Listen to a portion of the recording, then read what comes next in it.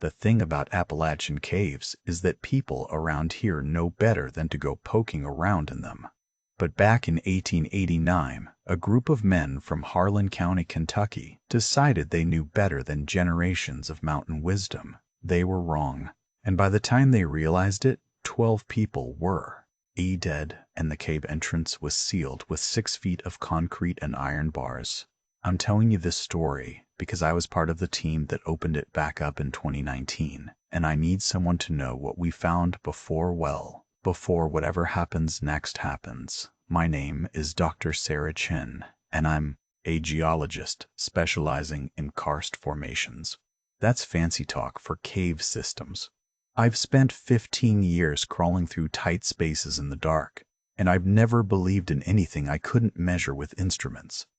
I've always been the person rolling my eyes at campfire stories and local ends. Not anymore. Let me start at the beginning, because the context matters. The 1889 incident isn't well documented in official records. Most of what we know comes from letters, diary entries, and one very disturbing report filed by a Dr. Edmund Carver with the Kentucky Board of Health that was subsequently lost for 130 years.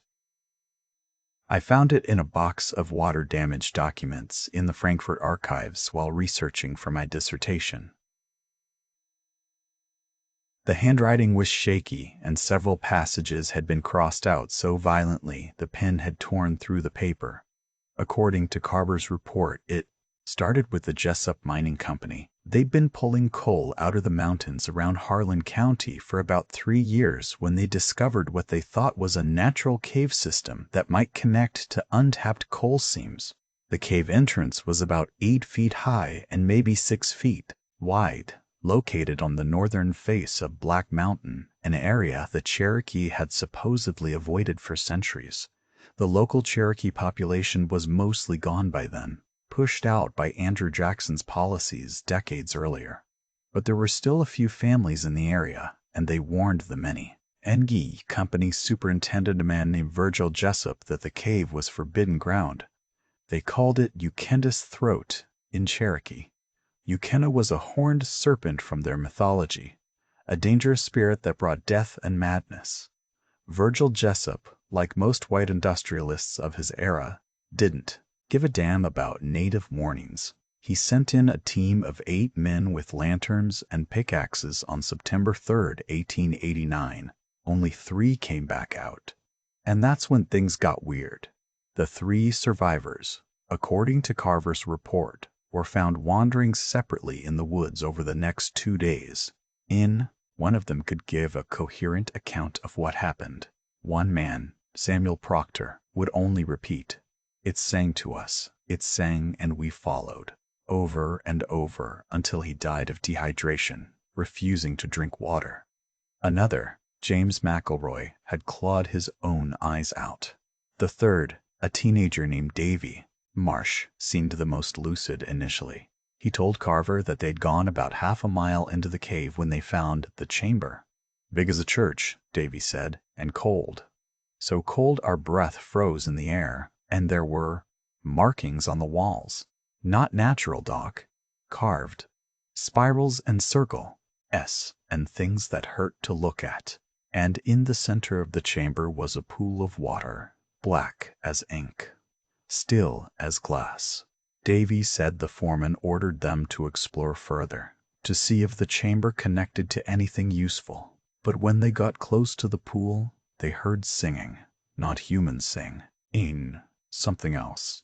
Something that came from beneath the water, rising up through the dark. It wasn't in English, Davy told Carver. Wasn't in any language. But we understood it anyway. It was calling us, wanting us. And God help me, Doc. I wanted to go to it. Wanted to jump in that black water and sink down and down. And Davy stopped talking then. Just stopped mid-sentence and stared at the wall. When Carver tried to get him to continue, Davy started screaming.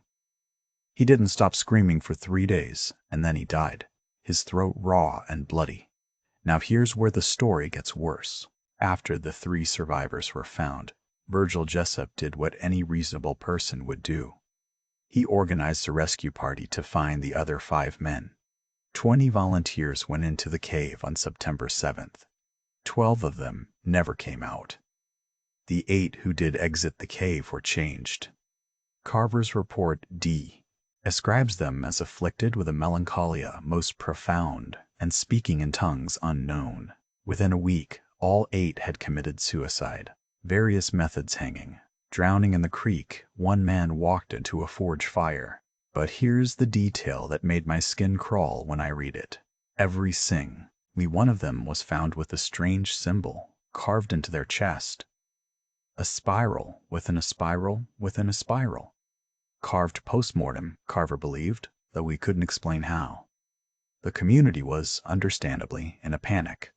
12 men missing in the cave, 11 dead from the rescue parties, and stories spreading about cursed waters and singing darkness.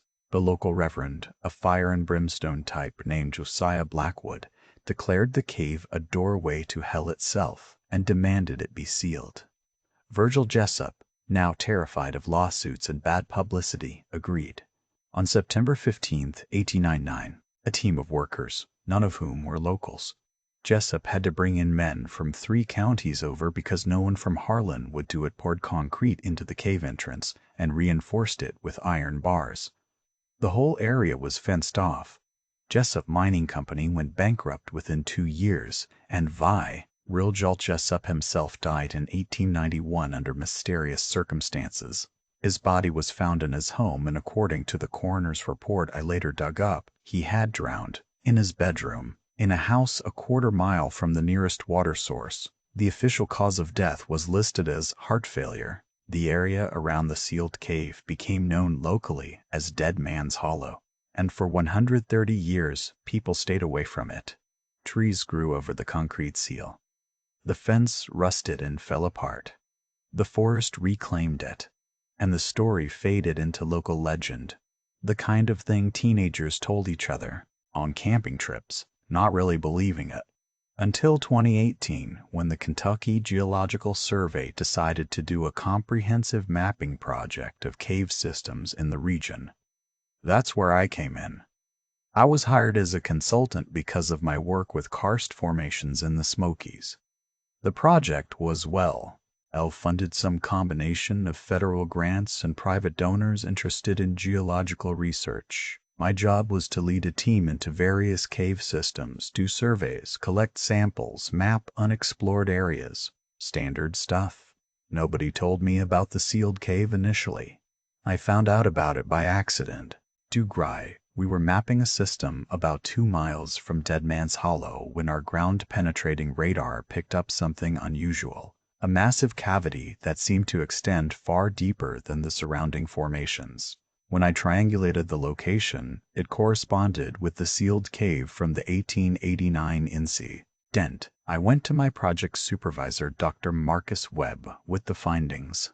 Marcus was a career geologist, early 60s, practical to a fault. When I showed him the radar data, his reaction surprised me. "Forget about it," he said. Just like that. No explanation. I pressed him. The cavity was potentially one of the largest unexplored chambers in the region. From a scientific standpoint, it was exactly what we were supposed to be documenting. Marcus got uncomfortable. "Sarah, there are some sites we're specifically not surveying." "That's one of them." "Why?" "Because it's on the exclusion list." "What exclusion list?" He wouldn't say more, but I could tell there was something he wasn't telling me. Marcus was usually an open book about project details, but whenever I brought up the sealed cave, he shut down. So naturally, I started digging. I found Carver's report first, and then I started pulling everything I could find about the 1889 incident. Old newspaper clippings, mining company records, census data showing the population drop in Harlan County that fall, death certificates. All of it painted the same picture. Something bad had happened, and it had been systematic. Alley covered up or forgotten. I also found something else. 7 other incidents over 130 years, all within a 5-mile radius of the sealed cave. Different circumstances, hikers going missing. A hunting party found dead from exposure despite mild weather, a group of teenagers who went into the wood on a dare and came back different, 3 of them institutionalized within a year. Nothing definitively connected to the cave, but the geographic clustering was suspicious. I took my findings to Marcus again. This time I had data, historical documentation, everything.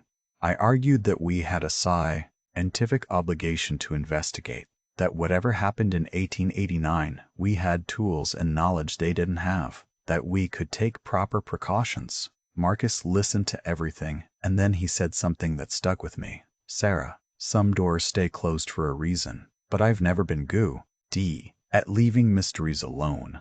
It's a character flaw. Ask any of my ex-boyfriends. I went over Marcus's head. I wrote a formal proposal to the project's private donors, arguing for an exploratory survey of the sealed cave. I emphasized the scientific value, the historical significance, the potential for publication. I made it sound irresistible. And someone bit. 3 weeks later, I got approval and funding for a limited expedition. Marcus was furious. He actually tried to get me removed from the project. But the donors wanted me specifically. I had the expertise, and I'd done the research. He couldn't block it without losing his own position. You have no idea what you're doing, he told me the day before we were scheduled to breach the seal. Then tell me, I said. Tell me what I'm missing. He just shook his head. I don't know exactly. My grandfather was on the crew that sealed IT in 1889. He was one of the out-of-towners Jessup brought in. Grandfather never talked about it, but he made my father promise that our family would never go near that place. And my father made me promise the same. 3 generations, Sarah. 3 generations of warnings. That's not scientific, Ev. Idence, Marcus. No, he agreed. It's not. But I've learned that sometimes the old warnings exist for reasons we don't understand yet. I should have listened. God, I should have listened. God, I should have listened.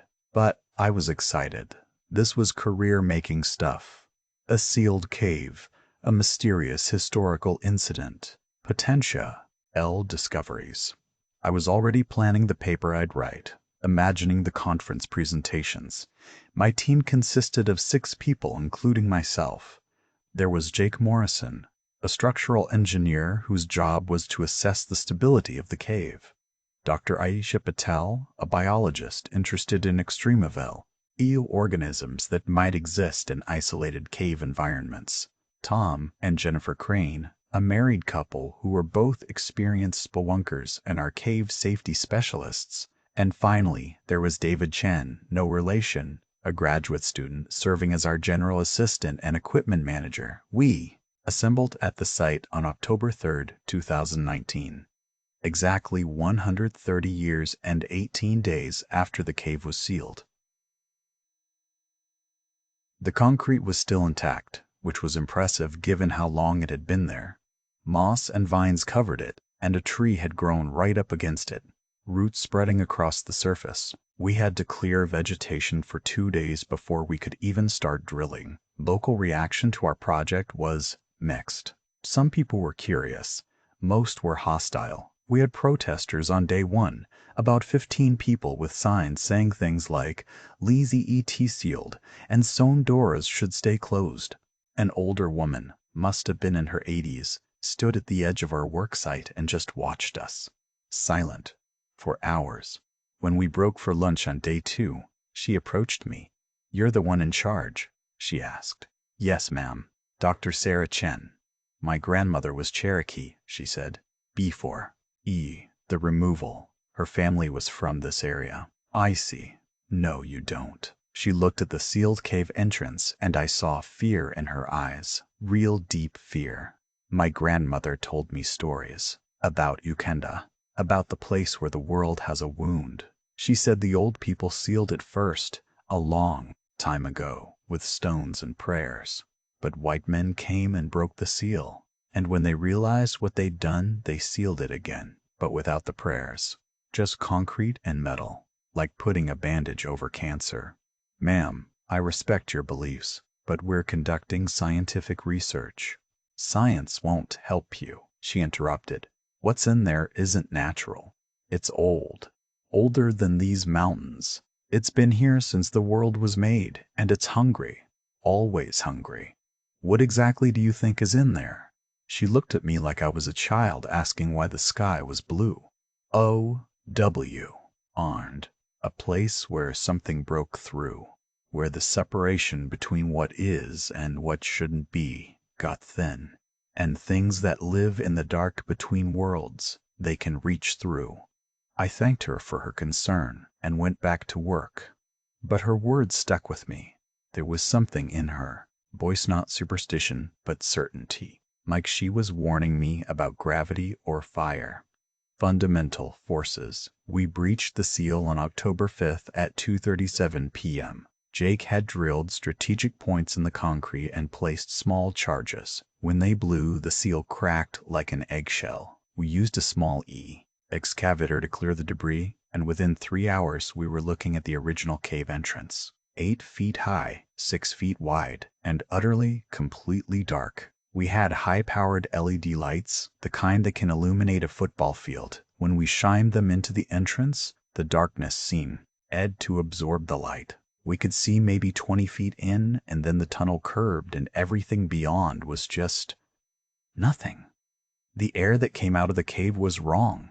I know that's not scientific language, but I don't know how else to describe it.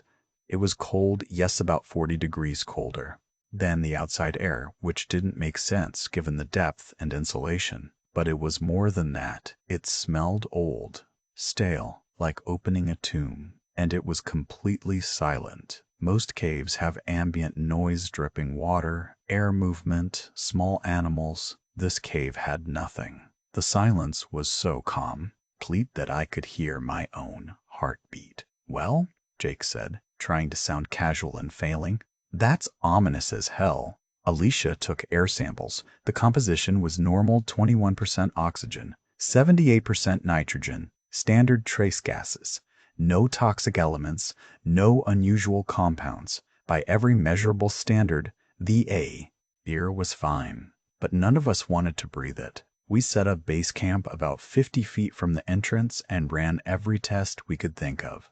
Thermal imaging showed the interior temperature dropping steadily as the cave descended. Ground-penetrating radar confirmed what we'd seen before, a massive chamber approximately half a mile in, and then the readings got weird. Static, like something was interfering with the signal.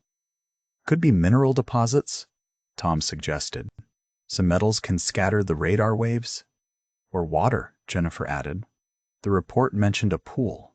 We spent the rest of the day setting up equipment, lights, rope systems, communication gear. We placed sensors every 20 feet along the main tunnel to monitor air quality, temperature, and seismic activity. Everything was by the book. Professional, safe. That night, back at our camp, nobody slept well. I kept hearing things.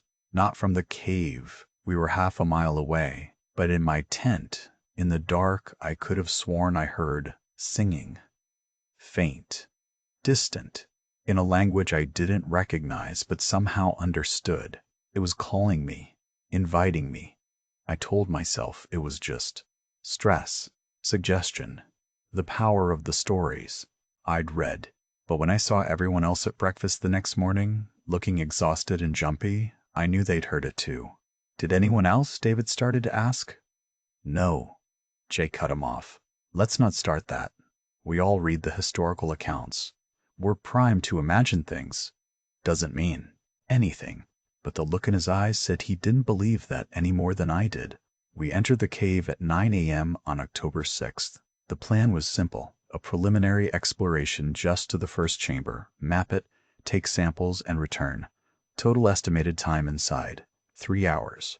We all wore safety gear helmets with lights, harnesses, communication headsets. Tom and Jennifer went first, being our most experienced cave explorers. Then Aisha and David. Then me. Jake brought up the rear, periodically checking the structural integrity of the tunnel. The first 100 feet were straight forward. Natural limestone formation. Some flowstone deposits, nothing unusual. Our headlamps worked fine. The comms were clear. Everything seemed normal. And then we hit the first spiral. It was carved into the wall, about chest height. A spiral within a spiral within a spiral. Exactly like the CA. Mboo described in Carber's report. Exactly like the symbols found carved into the chests of the suicide victims. We all stopped. That's not natural, Aisha said, running her gloved hand over the carving.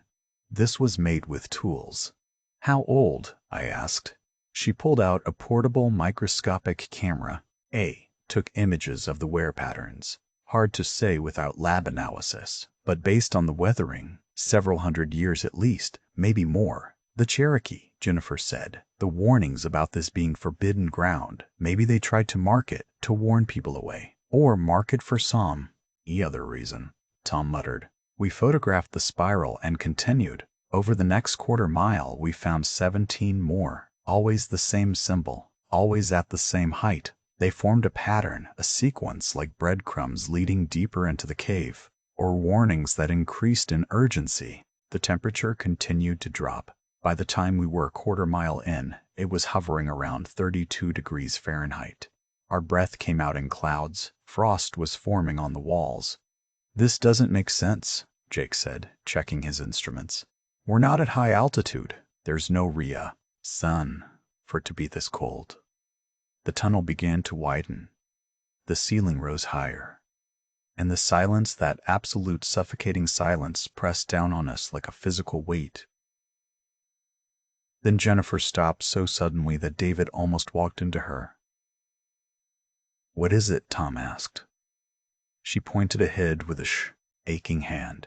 We all shined our lights forward. The tunnel opened into the chamber, the one Davy Marsh had described. Big as a church, he'd said. He'd undersold it. It was massive. Our lights couldn't reach the far walls or the ceiling. The space just extended out into darkness, swallowing our beams like the darkness was solid. The floor was smooth limestone, worn flat by water over millennia. And in the center, about 50 feet from where we stood, was the pool. Black water, still as glass, perfectly circular, maybe 30 feet in diameter. We approached it slowly. Every instinct I had was screaming at me to turn around, to leave, to run. But scientific curiosity is a hell of a drug. The walls of the chamber were covered in spirals. Hundreds of them. Thousands. They overlapped and intersected, creating patterns that hurt to look at. They seemed to move in my peripheral vision. When I looked directly at them, they were still. Are you seeing this? Alicia whispered.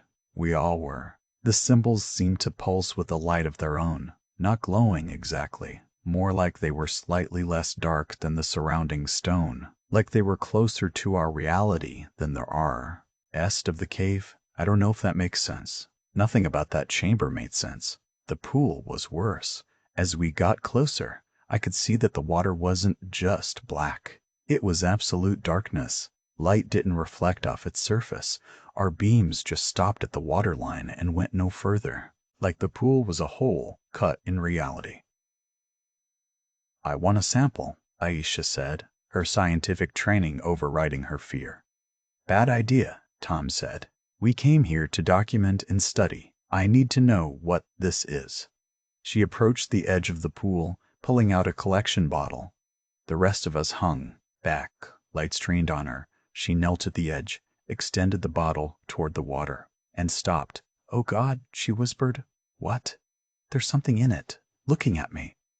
We all rushed forward then, lights converging on the pool's surface, and we saw it. Deep in the darkness, far below the surface, there was a light.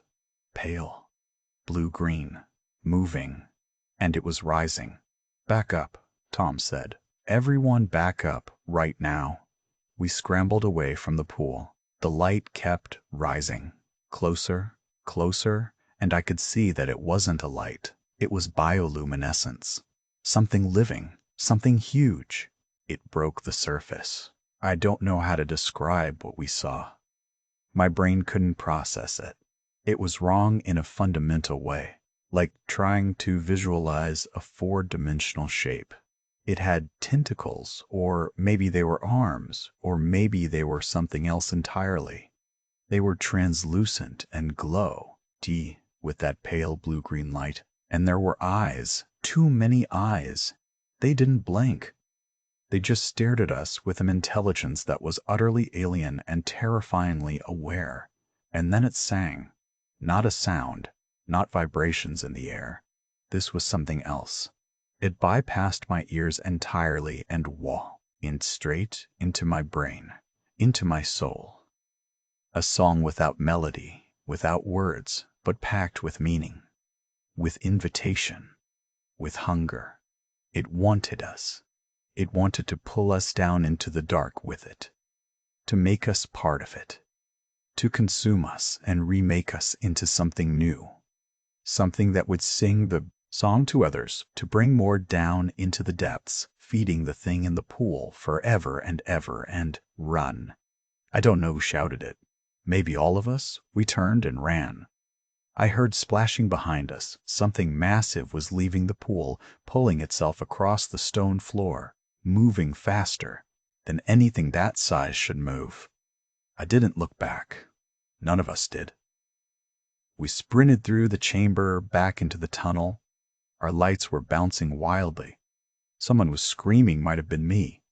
The temperature was rising as we ran. Or maybe that was just our panic heating us up.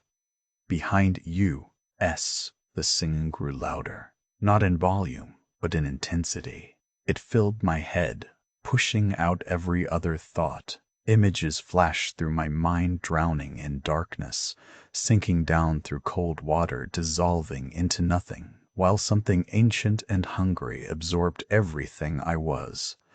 I stumbled over a rock and went down hard. My helmet light shattered. In the darkness, I felt something cold and wet touch my ankle. Then hands grabbed me, Jake and Tom hauling me up. Move, move, we ran. The tunnel seemed longer than before, like it was stretching, like the cave didn't want us to leave. But we kept running, and finally I saw daylight ahead. That small circle of outside world that meant safety and normalcy and survival. We burst out of the cave entrance and kept running. Across the cleared area, past our equipment, into the trees. We ran until we couldn't breathe, until our legs gave out, until we collapsed in the dirt and leaves and just gasped for air. When I could finally breathe again, I did a head count. 6 went in, 5 came out. Where's David? I gasped. Everyone looked around. No David. He was right behind me in the tunnel, Jennifer said, her face pale. I heard him running, and then what? Then he stopped. His footsteps just stopped. And I heard him laugh. Laugh? Not a normal laugh, like he'd just heard the funniest joke in the world. And then nothing. We all stared at the cave entrance. The darkness beyond seemed to stare back. "Okay, we have to go back for him," Aisha said. "No," Tom said flatly. "Absolutely not. We can't just leave him in there. We don't even know if he's still." Jake trailed off. We argued for maybe 10 minutes. Eventually, I made the decision. As team leader, it was my call. We would return to base camp. Get emergency services, report David missing. A professional cave rescue team with proper equipment and training would handle the search. It was the right call, the safe call. It was also completely pointless. We hiked back to base camp and found it destroyed. Tents shredded, equipment smashed, and written in the dirt in letters 6 feet high was the spiral symbol, carved deep like something massive had dragged claws through the earth. And standing in the center of the destruction was David. He was soaking wet, even though it hadn't rained. Water dripped from his clothes, his hair, black water, and he was smiling. "David," Aisha ran toward him. "Are you okay? What happened?" He looked at her with eyes that reflected light like an animal's. "I learned the song," he said. His voice was wrong. Too many tones at once, harmonizing with himself. I went down into the water, and it taught me. Do you want to hear? David, we need to get you to a hospital. He opened his mouth and sang. That same knot sound, that direct injection into the brain. But coming from David, it was clearer, stronger. I could understand it now. I could hear what it was saying beneath it. He sang, come down into the dark. The water is cool and deep, and you'll never be alone again. Come down and join us. Become part of the whole. Feed the hunger. Spread the song. Come down, Tom, tackled David, knocking him to the ground. The song cut off abruptly. David thrashed stronger than he should have been, his skin cold and slippery. His mouth opened impossibly wide, and I saw something moving in his throat, something with its own light. Hold him! Tom shouted. We tried. But David was changing. His skin was turning translucent. The bones underneath were visible, and they were wrong too many joints, angles that shouldn't exist. He was becoming something else right in front of us. And then he just dissolved into black water that poured through our hands and soaked into the ground. Within seconds, there was nothing left but wet soil and the smell of deep, cold places. We stood there in shock. What had just happened? What the hell had just happened? We need to leave, Jennifer said, her voice shaking. Right now, we need to seal that cave again, and we need to leave, and we need to never come back. For once, everyone agreed.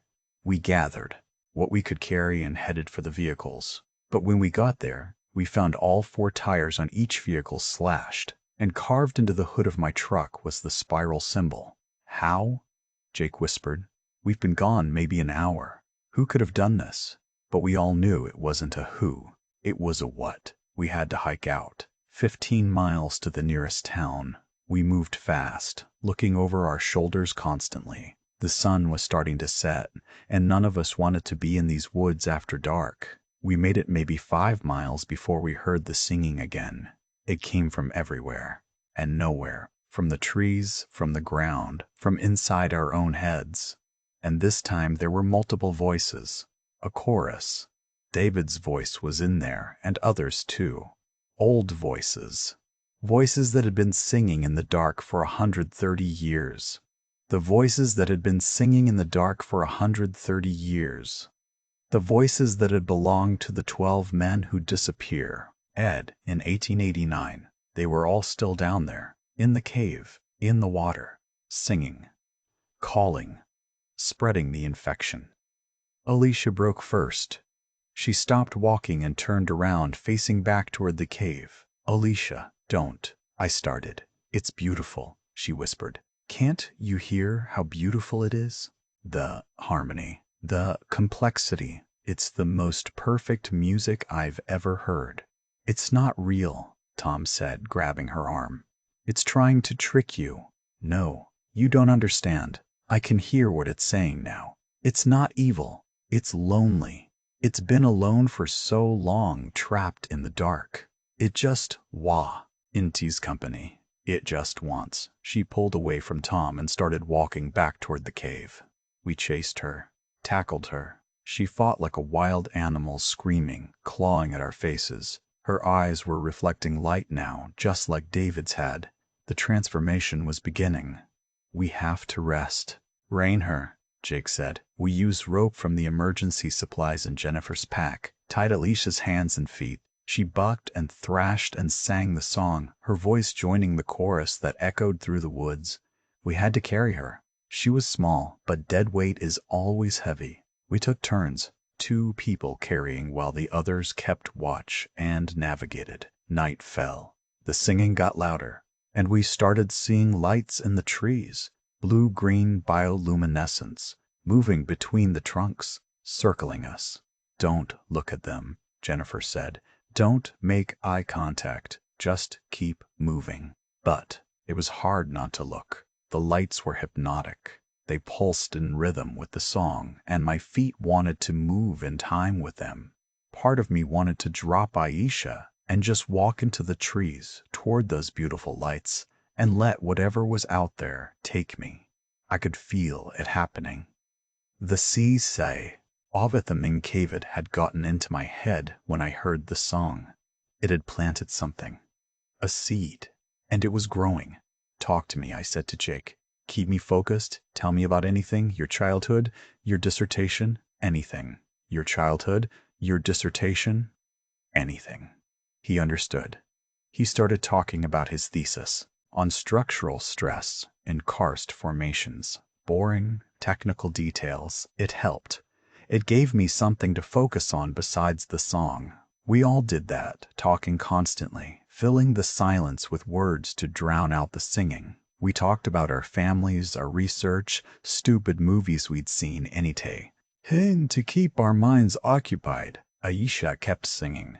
Her voice was changing, becoming less human, more like whatever David had turned into. Around midnight, Tom collapsed. I can't, he gasped. I can't do this anymore. It's in my head. It won't stop. It won't. Yes, you can, Jennifer said, kneeling beside her husband. You're Tom Crane. You've been in caves all over the world. You've done rescues in flooded tunnels and vertical shafts, and you've never given up. You're not giving up now. But the song is just noise. It's not real. We're real. I'm real. Focus on me. She held his say in her hands, making him look at her. And slowly, painfully, Tom got back up. We kept walking. Dawn finally came, and with the sunlight, the singing faded. The lights in the trees disappeared. Aisha stopped struggling and just hung limp in our arms, unconscious or catatonic. We reached the Hig way at 7:15 a.m. A truck driver stopped for us, took one look at our condition, muddy, exhausted, carrying a bound woman, and almost drove off. But Jake convinced him we were researchers who'd had an accident, and he gave us a ride to the nearest town. At the hospital, we told a carefully edited story. Why Caven? David was still missing. Aisha had hit her head and was delirious. We needed search and rescue. The doctors examined Aisha. Physically, she was fine except for some scrapes and bruises. But mentally, they sedated her because she wouldn't stop singing. Even unconscious, her mouth moved, forming the words to that terrible song. Search and rescue teams went to the cave. They found David's body in the pool. At least, they found something that had David's DNA and dental records. But when I saw the photos, it didn't look human. It looked like something that had tried to become human and failed. All translucent flesh and wrong bones and too many eyes. The official report called it a rare genetic disorder exacerbated by exposure to cave environment. Because what else could they say? The rescue teams also reported feeling uneasy in the chamber, hearing unusual echoes, say, NG, movement in the peripheral vision. 3 of the rescuers requested psychological counseling afterward. The cave was sealed again, this time with even more concrete, reinforced with steel. The whole area was purchased by an anonymous buyer, I suspect one of our project's donors, and fenced off. Why? Proper security. Warning signs were posted. Motion sensors were installed. It won't be enough. I know it won't be enough. Because I can still hear the song. It's been 3 months since we opened that cave. 3 months of therapy and medication and trying to convince myself that I'm fine. But I'm not fine. I hear it in quiet moments, in the space between heartbeats, in the silence before sleep. That chorus of voices singing in the language that isn't a language, calling me back to the cave, back to the pool, back to the darkness. Tom and Jennifer checked themselves into a psychiatric facility 2 weeks ago. They were found trying to dig through the bathroom tiles in their home, convinced there was water underneath, convinced they could hear the song coming from the pipes. Jake disappeared last week, left a note that just said, I need to see it again. They found his car parked outside the fence at Dead Man's Hollow. His body was discovered at the cave entrance. He tried to dig through the concrete with his bare hands. His fingers were worn down to the bone. And Aisha? Aisha is still in the hospital, still sedated, still singing. Her skin is starting to change, become translucent. The doctors can't explain it. They're calling it a dermatological condition of unknown origin. I know what it really is. She's transforming, becoming one of them, a part of the thing in the pool. And when the transformation is complete, she'll find a way back to the cave. She'll add her voice to the chorus. Just like David did. Just like those 12 men in 1889 did. Just like countless others before them, stretching back to when the Cherokee first found that cave and tried to seal it with stones and prayers. Here's what I've figured out from my research, from the Historica, accounts, from the patterns. The thing in the cave isn't new. It's ancient. It predates humanity, predates this mountain range. The Cherokee knew about it and built their taboos around it. Other cultures before them probably did the same. It's trapped down there, in that pool of impossible darkanon. Trapped but not dead, not sleeping, always aware, always hungry, always singing its song, calling to anyone who might hear. Every few generations, someone breaks the seal.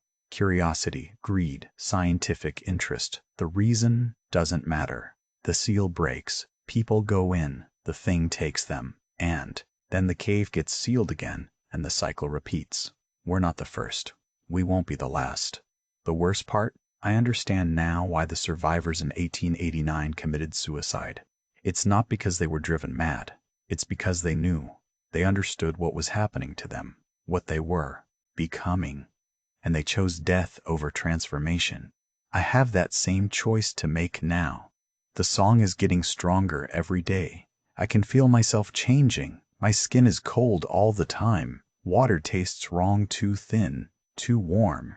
I crave the cold darkness of deep places. I dream about sinking down to black water and dissolving into the collective consciousness of the thing in the pool. Part of me wants it. That's the horrible truth. Part of me wants to go back, to surrender, to become part of something vast and ancient and forever. But I'm fighting it. That's why I'm writing this all down, while I still can, while I'm still mostly human. If you're reading this, I have a few warnings. First, stay away from Dead Man's Hollow in Harlan County, Kentucky. Don't go near the cave. Don't try to investigate. Don't think your technology or science or skepticism will protect you. We thought. At 2. Second, if you do hear singing in the dark in any cave, anywhere, run. Don't try to find the source. Don't try to understand it. Just run, and don't stop running until you see sunlight. Third, some doors stay closed for a reason. Some knowledge isn't meant to be uncovered. Some questions can't have answers you want to live with. The old woman was right. The cave is a wound in the world. A place where something broke through from somewhere else. And the thing that came through is still there, still hungry, still singing its song to anyone who'll listen. We should have left it sealed, but we didn't, and now I'm infected with that same hunger, that same need to spread the song.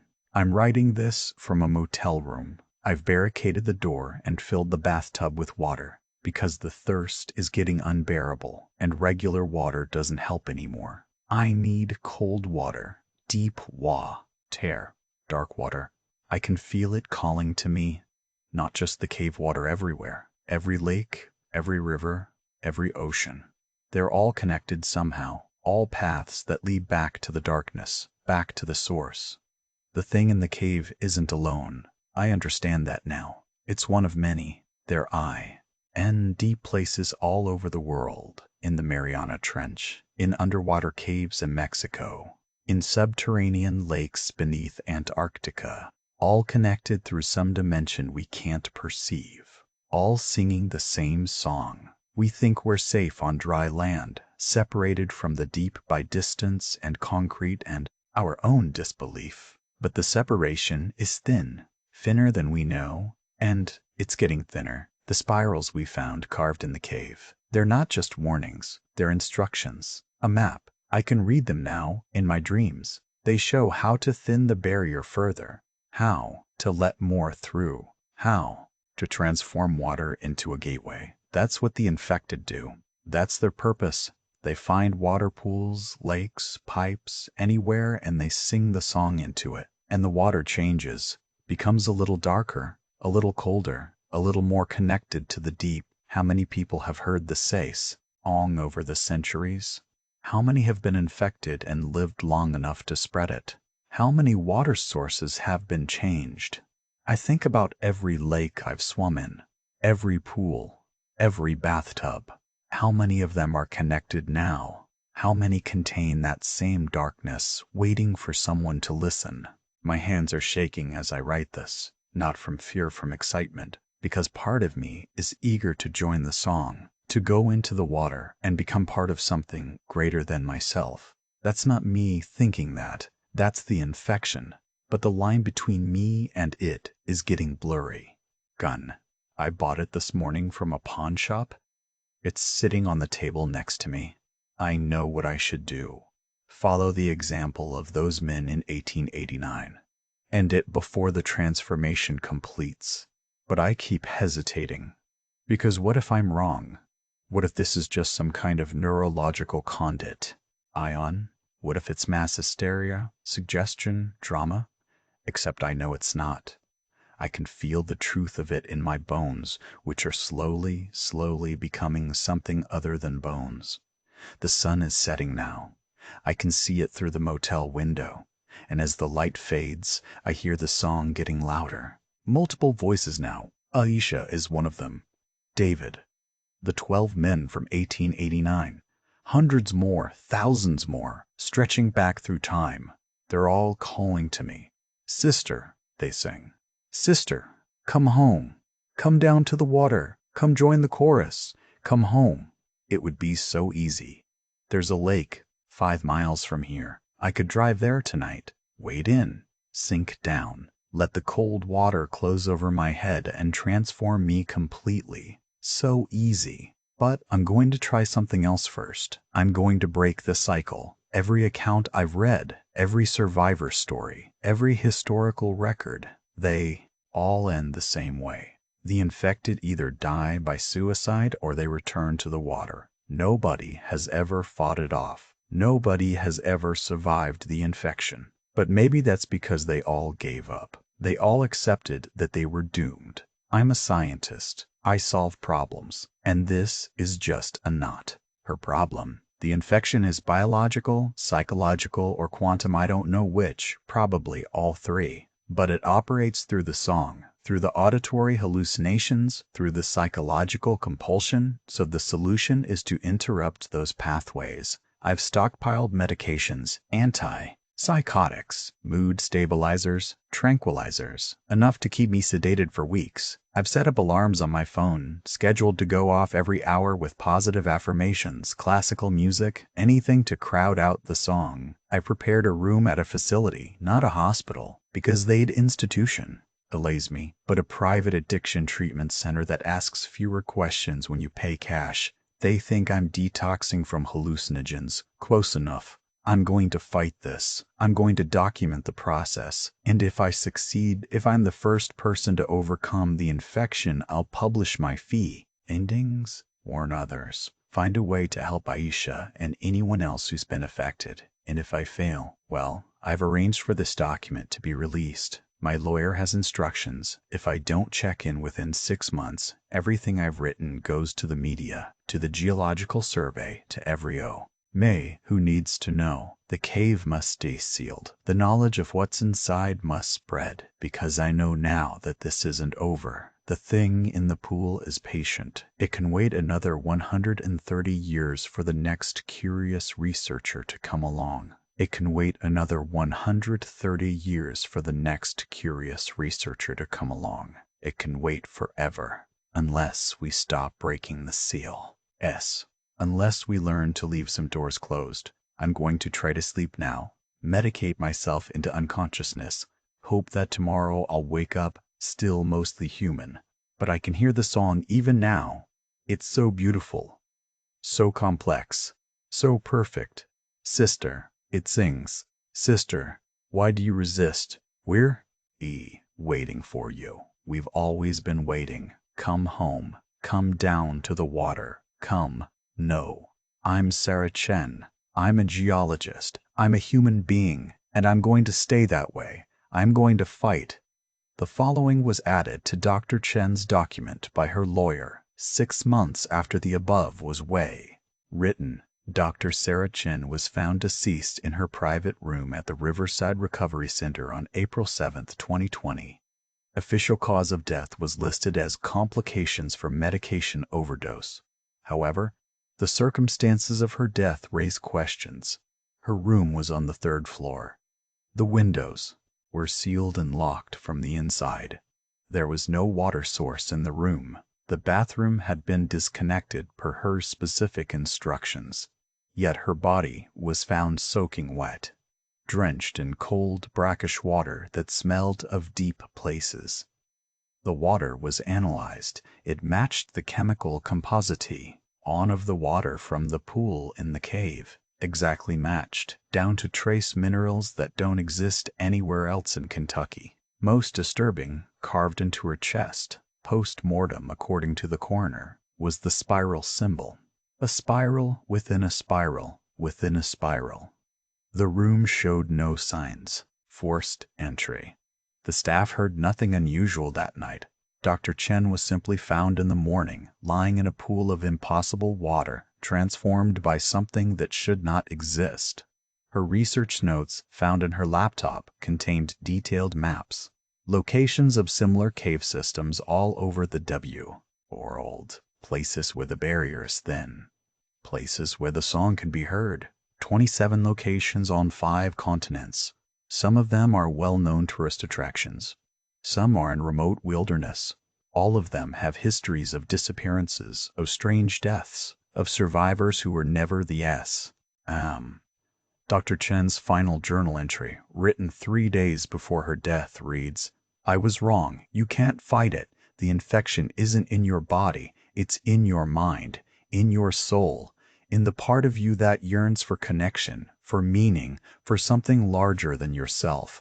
And once you've the true song, once you've understood the beauty of the collective consciousness waiting in the dark, you can't unhear it. You can't unknown it. You can only choose, resist until you break, or surrender and transform. I'm tired of resisting. The song is so beautiful. They're waiting for me. All am true. Why, friends who went before. David is there, and Aisha, and the 12 from 1889, and thousands more. A chorus of voices singing in perfect harmony. I'm ready to join them. Ready to go home. Ready to add my voice to the song and call the next person who's curious enough to break the seal. Because there will be a next person. There's always a next person. And the thing in the cave has all the time in the world to wait. See you soon, sister. See you in the water. The cave in Dead Man's Hollow remains sealed. For now. But seals can be broken. History shows us that. And the thing in the darkness is very, very patient. If you're reading this, if you're a researcher or a caver or just someone curious about old mysteries, please learn from what happened to Dr. Chen and her team. Some doors were sealed for a reason. Leave them closed.